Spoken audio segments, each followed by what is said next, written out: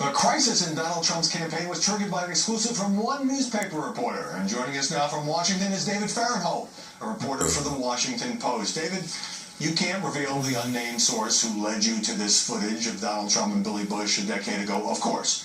But is it fair to say the person wanted to damage Trump's candidacy? I can't really say anything about the source, and I don't think I really even know. So no, I can't really address that question. You're saying you don't know the source's motivation? Because sometimes newspapers try to at least describe the motivation of somebody who brings in information but doesn't want to be named. In this case, we haven't. We haven't really said anything at all about the source. So, yeah, I can't really say more than nothing. Okay. Can you even say whether somebody wanted this out quickly? Because after all, Access Hollywood had this in the archives, could have dug this up anytime in the past year. And when you called Access Hollywood for comment, you had to figure, you might be in a race to break this story. That's right. We knew that was the risk. I called NBC and Billy Bush's folks around noon to 1 on Friday and knew, that was the risk. Obviously this footage was theirs originally, so there was a risk that they would get there before us. But, we had to take that risk. We wanted to call them and make sure that the tape was authentic, that there was no concern that we were being hoaxed. Any hesitation at all in disclosing what was obviously meant to be a private conversation? No hesitation about that at all. We're talking about guys running for president of the United States wearing a microphone. If this had been somehow, a secret bug put in his office in Trump Tower or something like that, maybe you'd have a different, wonder whether he knew he was being mic'd. But he certainly was wearing a microphone. You can see that later in the tape. So, no compunction about that at all. Yes, wearing a microphone, that is a perfectly valid point. Early on the show we talked about, a lot of past raunchy talk involving Donald Stern, particularly on those Howard Stern interviews, has been out there.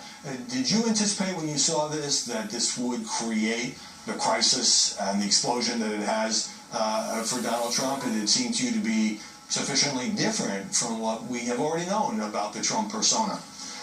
Well, no, I don't think I would have predicted it would have caused this level of crisis, but I've been wrong basically about every political prediction I've made along the way. I spent 3 weeks writing a long profile of Bobby Jindal last year, so I don't think my instincts should be trusted at all. But what's different about this tape, though, is that, it's not public. That's the interesting thing here, is that Howard Stern, all the things that Trump said on Howard Stern, he says in public, and there's sort of a sense that if you said it in public, it can't be that bad. And also Trump had said, well, when I talk in public, I'm playing a character. I'm doing it for entertainment. This obviously is not a public statement. And also, as one of your earlier guests said, he's not just sort of rating a woman or commenting on a woman's attractiveness. He's describing his own behavior. Whether truthfully or not, I don't know. But he's saying, this is what I did, this is what I do. I think that's what makes it worse. Now, you have broken most of the stories about the finances of the Trump Foundation, leading New York's Attorney General, who's a Democrat and a big Hillary supporter, to recently bring a temporary halt at least, to the foundation's fundraising. The campaign, not that long ago, described you as a biased reporter who is clearly intent on distracting attention away from the corrupt Clinton Foundation. What was your reaction to being attacked that way, and does something like that make you kind of try to redouble your efforts? Well, that's life in the big city. You cover a presidential campaign, there's going to be questions about your motives and about why you're focusing on one candidate versus another. In the case of Trump, this is a guy, as I said, who's running for president. When you do that, you open yourself up to scrutiny. And the questions about the Trump Foundation, and it's particularly the particular failure that led to this order from A.G. Schneiderman. This is not something that Schneiderman found and brought to me. It's something that I found that was pointed out to me by a law professor I called while working on another story about the Trump Foundation. It's literally the easiest thing that Trump could have done to make sure it's a paperwork error. It's not something that required a lot of sleuthing. Once you knew the law, it was easy to see that Trump should have done this and in fact did not. I've got just a couple of seconds, but you do all this digging on the Trump Foundation, and now the story you will probably always be known for involves Access Hollywood. Yeah, a bus and an interview on Access Hollywood. I would never have predicted that after I spent all those weeks learning the ins and outs of tax law. All right. David Farrell, thanks very much for joining us in Washington. Thank you.